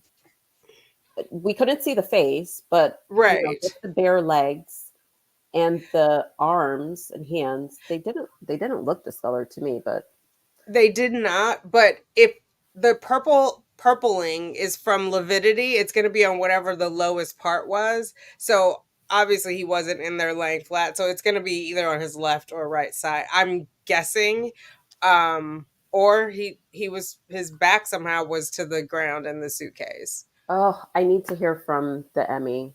I need to hear from that person to testify. Where was that? Where was the lividity? Also, Because on one of the things Henderson asked about, oh no, it wasn't Henderson, it was Beck when he was asking Melissa Roughgarden about the taking him out of the suitcase. Like he was already out of the suitcase when everybody got there because she was doing CPR. Right. I just am wondering, like, has Henderson read all the notes? Is someone relaying these? Like he's missing things. Yeah. I don't know. Maybe he's trying to confuse the jury. They're gonna think he's confused then. Yeah. I don't know. I just have questions about the body and the time of death and how long does it take for rigor mortis to set in. He was laying out on the ground straight. He wasn't balled up and in any kind of position. Was he balled up when Sarah took him out? Like, when did that happen? When did he actually pass is my question. Right. I think he passed the night before because I think he probably had already gone through rigor, right? It's 8 to 12 hours because she didn't mention anything about like not being able to get him out. And he was lying flat. Right. So it might have receded by then. How long does it take to recede? I don't know. That's why I said I want to hear from the Emmy. Yeah. All right, let's continue with Deputy Kayla Rodriguez. Kayla Rodriguez, Kayla, K-A-Y-L-A, Rodriguez, R-O-D-R-I-G-U-E-Z. Thank you. Statutory, you may inquire. Good afternoon, ma'am. Hi, Can you tell us did you work for? Orange County Sheriff's Office. And what is your position? First showing you has been marked for identification as states I. Do you recognize that disc? Yes. Did you have an opportunity to review that disc prior to coming to court today? Yes. And tell us, what is that disc? Body worn camera from the day of the incident. From February 24, 2020? Correct. And is that your initials on the disc? Yes. And does that disc fairly and accurately represent the contents of your body worn camera? Yes. You're at this time. You state and spell your name for the record for us. John Martinez, Johnmartinez. Thanks, sir. You may be seated. Thank you. Orange County Sheriff's Office, And what is your position with Orange County Sheriff's? Deputy Sheriff. How long have you been Boone here in court today? I do. Could you please point to her and identify an article of clothing she's wearing? The lady sitting in the middle with the black blazer. Your Honor, may the record reflect that the witnesses identify the defendant? Record will still reflect. During the time that you were on the scene, did you have a body-worn camera? I did. And was that body-worn camera activated? It was. Were all your contacts with Ms. Boone recorded on that body-worn camera? It was. Were other deputies also on the scene at that time? Yes, And was Deputy Rodriguez there? she was. So would both of your body-worn cameras both captured some of the same time frames? Correct. Yes. Like, this was totally, like, not intentional. Like, that's what I'm scared about, too. Like Melissa Roughgarden, M.E. Okay, so I may have thrown in just a smidge of Sarah. But now, thanks to Deputy John Martinez, we actually know who the defendant is because he is the first witness who has identified her in court. I don't know if the state forgot to, but they didn't have any of the prior witnesses identify Sarah as the actual defendant. I think they forgot. Which is pretty. There was a lot going on. There was a lot going on. It's pretty important, but thanks to this deputy, now we know who we're all talking about. We're all on the same page. All right. This is our last witness, Melissa Roughgarden. She is the crime scene tech. ELISSA ROUGHGARDEN. Thank you. Counselor, you may inquire. Ma'am, who do you work for? I'm employed with the Orange County Sheriff's Office. What is your position with the Orange County Sheriff's Office? Currently, I'm a forensic biologist with the forensics unit. Prior to this, I was a crime scene investigator for 5 years. And how long did you respond out to on that day? I responded to 4748 France Court, Apartment 3. And is that in Orange County, Florida? Yes, it is. And when you responded to that scene, whom did you make contact with? I made contact with the homicide detective, Chelsea Capsule. Did you receive information from the detective? Yes, that it was a death investigation. Did you walk the scene with the detective? Yes. And tell us, what does it mean to walk the scene with a detective in a homicide? We go into the scene and just observe. We don't interact with anything and discuss what we see. When you walked the scene, did you see George Torres? Yes, I did. Where was he located? He was located on the floor in the living room of the apartment. Did you, with the detective, identify potential items of evidence to be collected? Yes. You had mentioned previously about documenting scenes with photographs. Was that done in this case? Yes, it was. They are photographs I took on the crime scene. Do they fairly and accurately represent how that crime scene appeared on February 24th, 2020? Yes, they do. Here at this time, I'd like to move what's previously been marked for identification to states M into evidence. Photo number 4. Tell us, what is this? This is the front door to the residence. This is just inside the door. To the right, there is the kitchen area. This is a hutch inside the kitchen. You can see in the background, that is where that first photo of the kitchen was taken. So that's the entryway. And then this is the hutch, and there is a cell phone on the hutch in the kitchen. States 23. This is the contents of the trash can. You can see 2 wine bottles on the top of the trash. Did you also find receipts in that trash can as well? Yes. This is another photo of the living room. You can see the victim located on the floor and a suitcase in the bottom corner of the photograph. You can also see a wooden baseball bat leaning against the wall. That baseball bat collected into evidence in this case? Yes, it was. So 43 from the deposit? Yes. This photograph was taken in the living room. You can see the stairs leading to the second floor. Photo 49 for the composite. This is a more close-up photograph of the suitcase. Photo 50. This is a photograph of one of the zippers on the suitcase. A close-up image of that same zipper. There was also no zipper pull on that one. Photo 56 from the composite. More of a close-up image of the items. There were miscellaneous papers and paperwork, some clothing items, and apparent blood inside the suitcase. What items, what apparent blood was inside the suitcase? It was observed on the white cap and a necktie, and there was also visible blood just on the interior of the suitcase. Photo 57 from the composite. The contents of the suitcase, but you can see the white cap more clearly and the blood observed on it. 58 from the composite. You can see the necktie with blood. It appeared to be silver multicolored. And then there's also a diazepam syringe in the plastic casing there. It was prescribed to the victim. That is the miscellaneous papers and paperwork that was removed from the suitcase.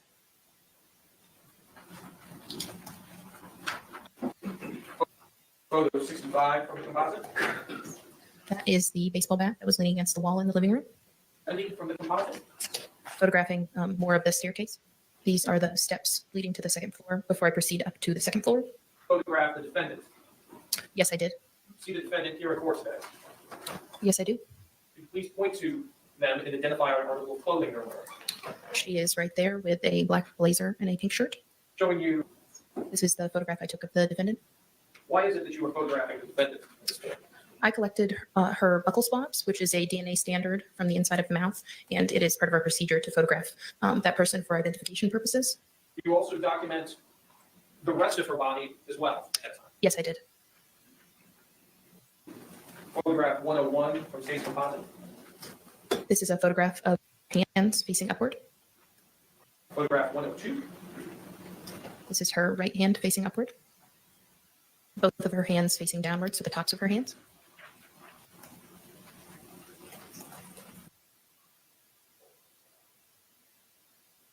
Photograph 108. Her left arm. During the time you were interacting with the defendant, did she ever indicate to you that she had any injuries? No. Some evidence from the home as well, in this case. Yes, I did. These are the 2 wine bottles that were collected from the trash can. Is your name on that package? Yes, my name is on the Orange County Sheriff's Office evidence label that I filled out, and my initials are on the evidence seal from when I sealed the package. And it also has your agency case number and location information for this case. Yes, that is correct. You can unwrap it now.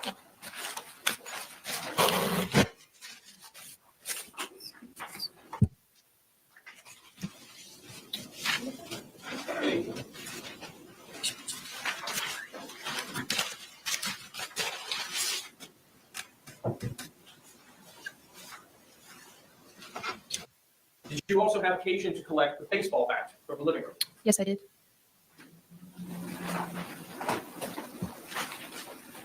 Your Honor, may I approach the witness who has been previously marked for identification as States B and shown to defense? You may.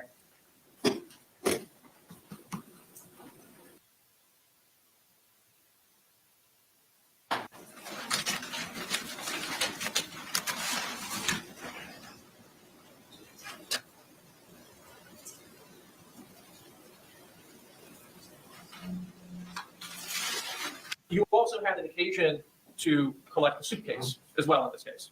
Yes, I did. Prior to placing the suitcase into evidence, did you process it? I took measurements of the suitcase. What are the measurements of the suitcase? It was 28 inches in length, 20 inches wide, and 8 7/8 inches deep. Your Honor, at this time, may the witness step down from the stand and approach the clerk's area. Yes. That's yourself.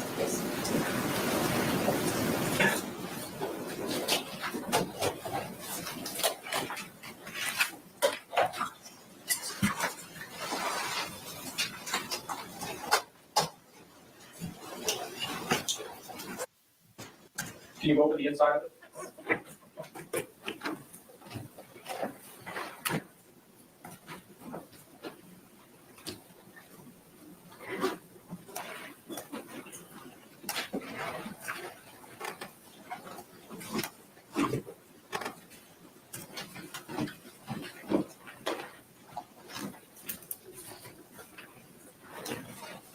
Henderson is trying to peek around that podium there.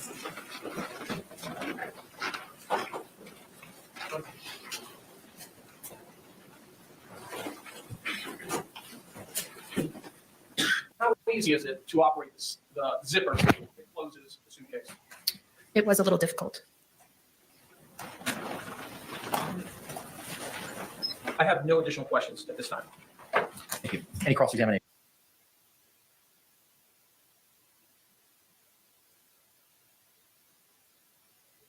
I love her. I love her matter of factness and just being unbothered. Hold on. It's just not playing. Have been removed from the suitcase by first. No, I don't believe so. And we know that you have capacity to do DNA analysis, correct? No, we process DNA or collect swabs for DNA, and then that's submitted to the Florida Department of Law Enforcement for conventional DNA analysis. You did that with a sample from the inside of Sarah Boone's mouth. Her buccal swabs were submitted to the FDLE. And who made that decision? The detective and I.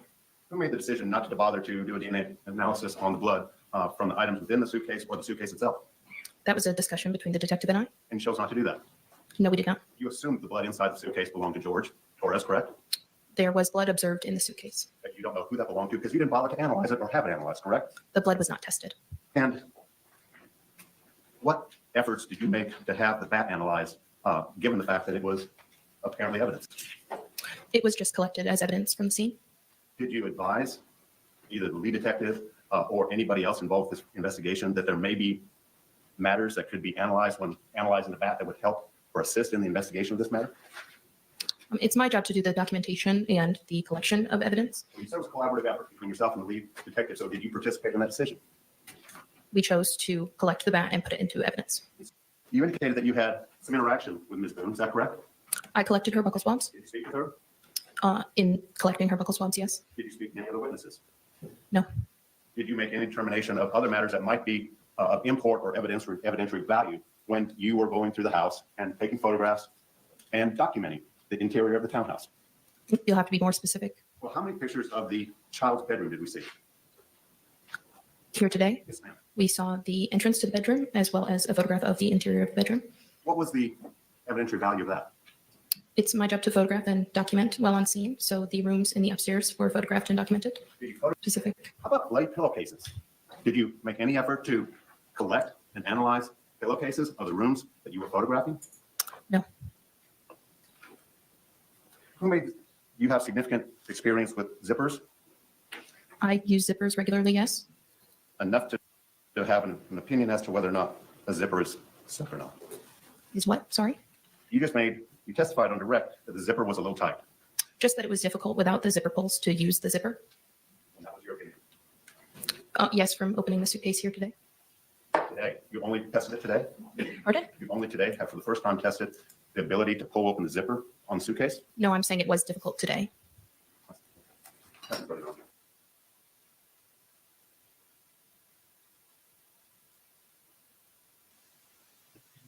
So I think that was, yeah. She is a great witness. She doesn't give him anything more. He's trying to bait her and he doesn't, like, he's trying to get her to say more. And she was like, no, I'm just saying She kept her cool. She was like, what? No, that's not my job. My job is Right. X, Y, and Z. Yeah. So a lot of second guessing in that cross-examination, which, I mean, I guess they have to do. I was surprised, though, that there was no DNA testing of the blood in the suitcase. I don't know if Sarah is claiming that it was somebody other than George's blood. I don't know. Yeah, that would be weird because it's victim's blood. It's not like an assailant's blood of like, we're going to put it into some big machine. And he was the only one at the scene bleeding, or he stopped bleeding because he was dead. But prior to that, right. She said on the 911, his lip was busted and he had blood coming out of his mouth and nose. And they also, yeah, you're right. And they also didn't test the bat, the baseball bat, it sounds like. Or yeah, but what would they be testing it for? Like the suitcase fibers? I don't know. They mentioned fibers. I I'm still unsure of how it maybe was used, like to point at his fingers. I don't know, to hit at his little two fingers that were coming out. I don't know. Well, she said that that's what she was doing, but I think as drunk as she sounded, what was her aim like? Because he also has bruises on both sides of his head. Do you know what I mean? Like, how are you aiming and you can't even actually see him in there? Yeah. So even, and I guess maybe his hands, his little two fingers, as she said, are like out by his head somewhere. Do you know? It's Because his possible. head's probably got to go to the uppermost part of wherever, however he's, laying. The shoulders are the widest part of our body. Um, Yes, as anybody who has given birth knows, right? yes, yes. Right. Um, Or if you've sat in the middle seat on a plane, if you're yeah, not able to give birth, you that the yeah. can't squish the shoulders any more than you can. Do we know if there is any kind of reconstructionist testifying? Was that done at all by either So side? defense did not. I can't tell what the prosecution has entered because they don't have to ask for money, but defense has not. He didn't get, so the one medical examiner that he got approval for, that Owens got approval for JAC to pay, that Mhm. guy doesn't have a medical license. And so then Owens came in and said he would not be testifying, but he would be consulting. But he never went back and that's right. And ask for more money for such a person. He also didn't hire a telephone, the digital forensic um, analyst. For phones. He didn't ask for that either. Like for her cell phone, for their cell phones? Okay. Yes. Hmm. Because I know people in the lovely community have been saying it's probably going to show. We're hoping because it's an iPhone 10 that she has, and I think that's it had tracking in it because I feel like I had my Apple Watch before that, and could track. So did she go up and down the stairs? Right. And if so, if it logs that, and at what time? If so, Oh, okay. All right. Some movement. right. Mhm. Wow. Yeah. So the first day of trial went by. I mean, we got a lot of witnesses checked off. It may start to slow down a little bit once we get into the detectives. I'm thinking once they start showing some of the police interrogations of Sarah, but I'm happy with. I think I'm happy with trial day one. It seems like a lot was kind of glossed over or missed, but there's still time, I suppose. Missed when, like in the opening statements. No, not in the opening statements, but like going back to Juan Torres and just talking, I don't know, maybe more about George. Um and just some of the stuff that he had in his own statement that was not brought out in the testimony. I don't know. I feel like they're saving some of it for if the battered spouse, if the overt act makes it in.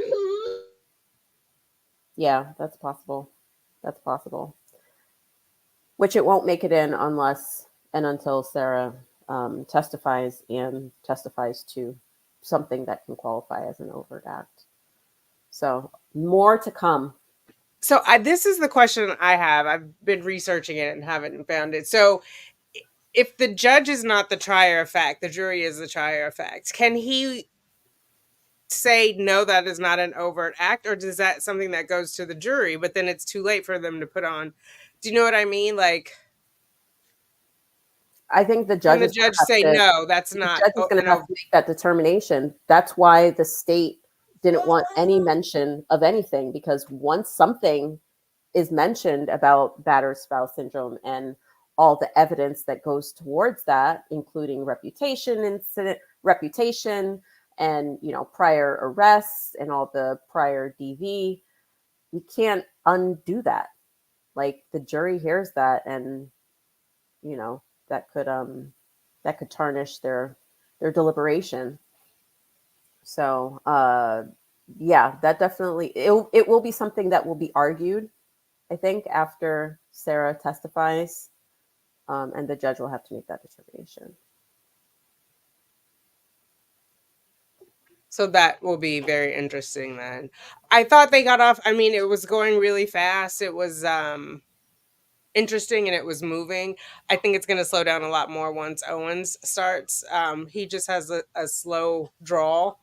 And I thought he did a good job at like connecting with the jury. I couldn't obviously see the jury, but he seemed to be making a lot of eye contact and whatnot.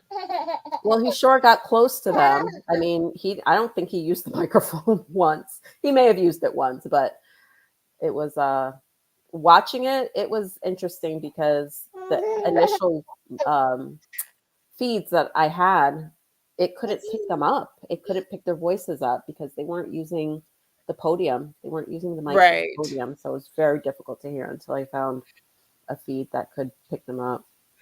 Yeah, I heard very little of Mr. J except when he was behind the podium, but it seems like I heard Owens more.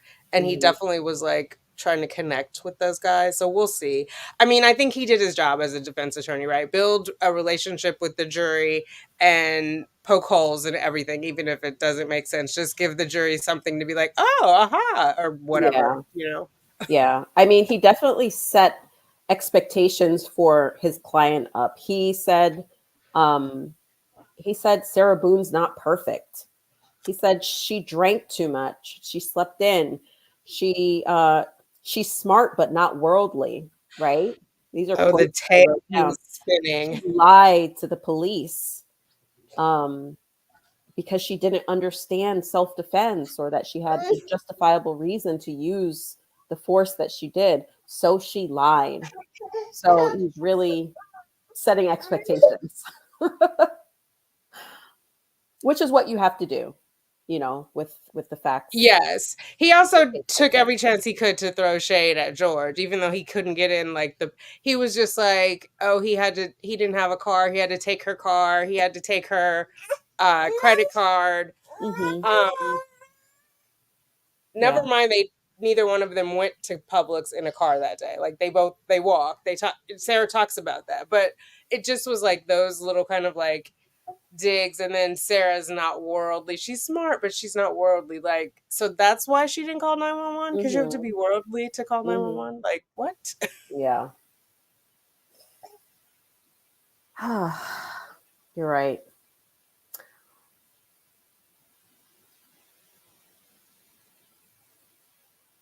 Wow, we've been on for, it's almost 2 hours. Let me see. I starred some questions. Let's just go through these like really fast. This was for you. There's a real DV victim on the jury. Do you think someone who has actually been abused will see Sarah as a victim or a perpetrator? Good question. I don't know. I mean, they could see her as both. I mean, I don't necessarily think she's only a victim or only a perpetrator. They're not mutually exclusive. So she could be some of both. I don't know what that person's story is, but it's possible that, they see her as both. Right. Yeah, I don't know if it's a male or a female, just a victim on there. It'll be interesting. I hadn't heard that before. I'm surprised that there is a DV victim on the jury. Who knew? Okay. Yeah. Okay, and then Northwest was saying the dog and the SA abuse are new stuff to bolster her story. Yeah, there's nothing, I haven't seen anything to corroborate that either, but also there's no witness, right? And I think especially when you go SA, because she already knows, she being Sarah, she doesn't have enough witness. Like nobody saw it. It's everybody. Right. She told them about the abuse. That's easier to get away with, I think, with SA, because you're not expected to have a witness.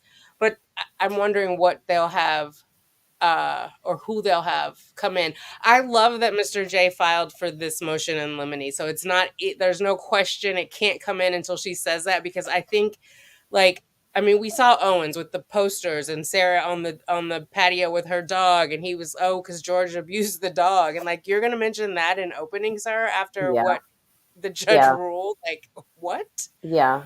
Nothing to Yeah. do with it. Total maligning of George. That was a total attempt to malign him and malign his Right. character.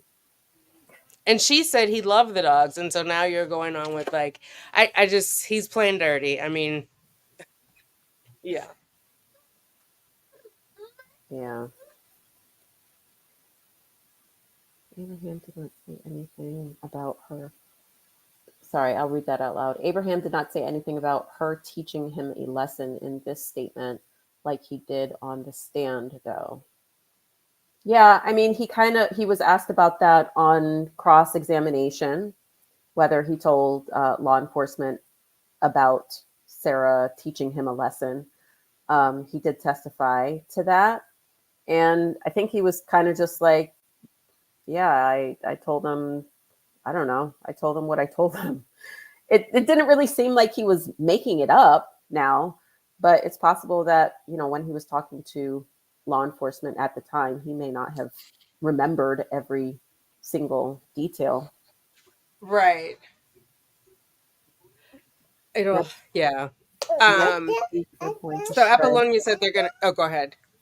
Yeah, Apollonia says next week they're going to shred George's character. Sadly, I don't think I can take it. He wasn't a saint, of course not, but it will be rough. Yeah, it's not going to be. It won't be pleasant to watch. They can't do it though until she has the overt act, though, right? Yeah, that's going to have to be after she testifies. So we still have to. I don't even know if that's going to be next week because we still have to get through all the state's case in chief, and that may be the full week before Sarah is given the opportunity to get on the stand. Lisa Peterson says no witness can testify to Sarah's abuse because Owens will attack George. That is why they are doing this, forcing Sarah to deal with her initial statements. So Sarah's abuse. I'm not sure. I think Sarah's got to say whatever her news story is, because the one that she initially had is not going to get her to battered spouse. And so now, because all the other recorded testimony aside from the hearing, it was a great day. Right. So she's got to change that in order to get in the fear of imminent danger. Yeah, she's maintained up to that point that it was an accident, right? Yeah, she didn't intend for this to happen. That's a lot to overcome. I don't see it happening. But even if they do, even if she does, I think the jury will see right through it. I hope so. Veronica, I think Sarah's very jealous of the close, tight-knit community and family upbringing that George had. Awful to all of them. Oh, who told us that? I guess it was Juan, who said that she pushed their father and he fell. Yeah, trying to hug him, he didn't want to hug. She pushed him, he fell. Yeah. And she's very touchy-feely because Melissa said that, and I guess her assistant. Yeah, right. And Juan as well. That shocked me. I had not heard that before. So yeah, that's about the hitting or the pushing. No, about the fact that she put. I mean, he said she pushed the dad and he fell. I don't know if it was a hug. No, but the fact yeah. that he fell at her hands is shocking to me. Yeah. She's a huggy feely. Okay, let me just look at the bottom here. Do you have any questions over on your side? I think we have the same chat, don't we? Excellent middle management in a dictatorship. Oh my God. Yes, she would. I could see her with a little clipboard too. All that writing that she's doing. My goodness, she must be writing her novel or something. And there's a lot of comments about the battered spouse book. It's very Yeah. evident right there on the table.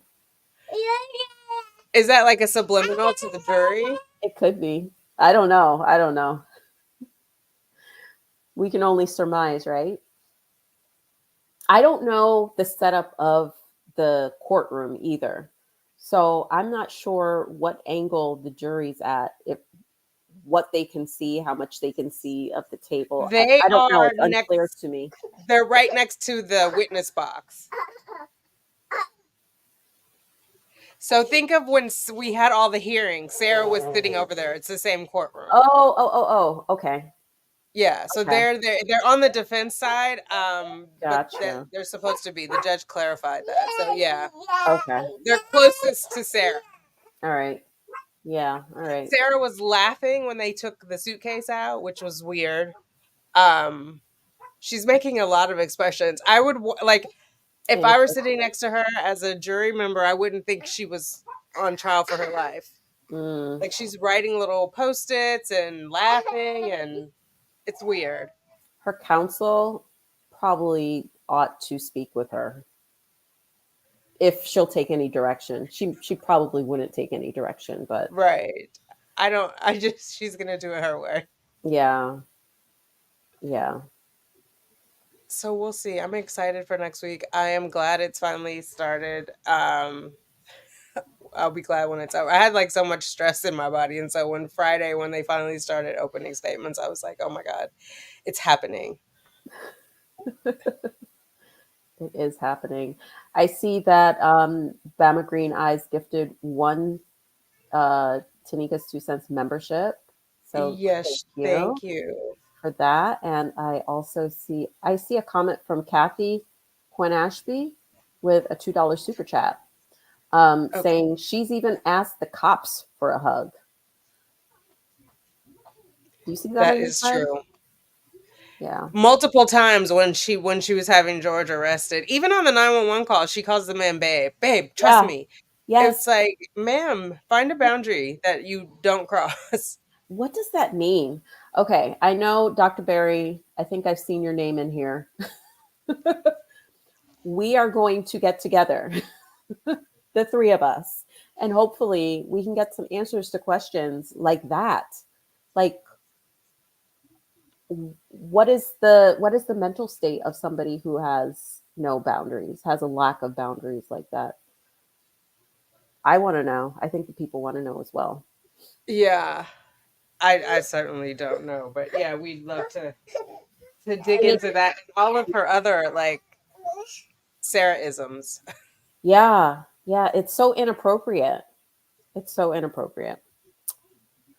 Anyways, I have to run. Okay. Thanks for hanging out with us. Thanks, everybody. We appreciate you. Happy watching right. this week, you guys. Yes. Bye, Tanika. See you guys later. Bye-bye. All right.